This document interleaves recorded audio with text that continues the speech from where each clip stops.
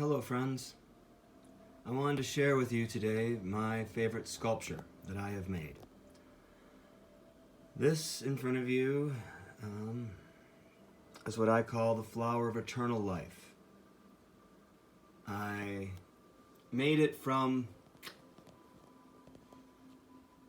things I found in the bottom. It's a cylinder of steel that I took from a out of spec Proctor hammer when I worked in geotechnical engineering. Then there's mild steel above, and it's topped or crowned with an iron cog. That's what makes the flower head. It looks like a planetary gear, maybe something that would come out of an automatic transmission from a late model car from the United States or Europe, made somewhere between the 1930s and 1960s. Yeah, pretty standard. I like to work with antiques and found items. There's one problem. So it came out of an excavation that I was observing while working as a geotechnical engineer, or more properly, an engineering geologist. I've been a geologist since the year 2000. I've been working in the Front Range of Colorado since 2004. Or I've been working out of Colorado since 2004. And this sucker, this beautiful chunk of iron of unknown, truly unknown makeup, came out of sandstone. I had to dissolve all of the sandstone off of the tines, between the tines. There was sandstone embedded and cemented in between them. I had to use a very mild acid to remove it. Why did I remove it? I removed it out of fear. Why was I afraid? Because it's too old to exist, according to the modern paradigm. This cog came out of the upper portion of the Dawson Formation. I'm assuming that section to be roughly 3.8 to 18 million years old. That is as young as it possibly could be. 3.8 is, it's a rough, in science we believe we know things, we believe we understand things.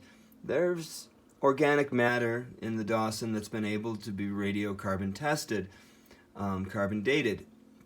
So we know this is old. And this cog really couldn't be any younger than 3.8 million years. Let me say that again. This is an iron cog that is no younger than 3.8 million years old. Could be, like I said, my guess was up to 18 because of the depth into the formation that we were. We weren't very deep into the Dawson Arcos. The Dawson Formation is very unique. I've run into issues with it attempting to use nuclear density gauges on it, where I would just get completely whacked out readings. The material was very radioactive in some spots, but there shouldn't be any radioactivity to it. There's no radioactive materials that occur within it. Also, it can be magnetic, just sand that's ferrous. You have iron cemented beds in it, and that's fine. You see iron beds all over the place. The ferrous sand isn't even red. It's not from like being a red bed material or an iron cemented zone of it. It just randomly happens. And I have a pretty decent theory as to why. And that has to do with us having no clue how long life has been on this beautiful blue ball that we live on. We just have guesses. Anyway, I wanted to share this with you because this flower of eternal life helped spark my awakening to the truth that we don't know what we don't know. And a lot of things that we know, we actually don't know. I hope you like it. I hope you think it's pretty. And if you don't, well, that's fine. You can tell me in the comments section. It really won't offend me, because my ego's not in the creation of this. But yeah, there it is. The flower of eternal life and its 3.8 million year old iron cog flower head.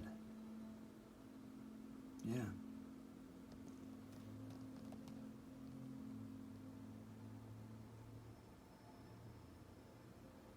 Never stop questioning. Always seek the truth.